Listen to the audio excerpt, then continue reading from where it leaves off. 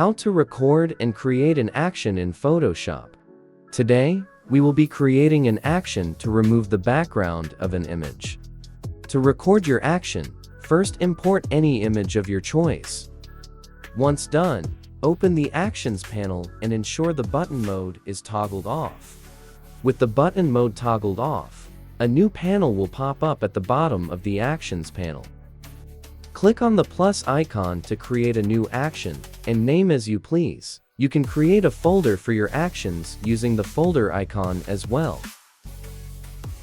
Once done, click on Record and start the process of removing the background.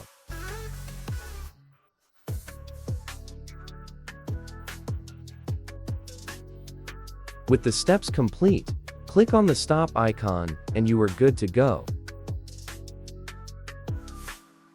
You can use another image to test run the process.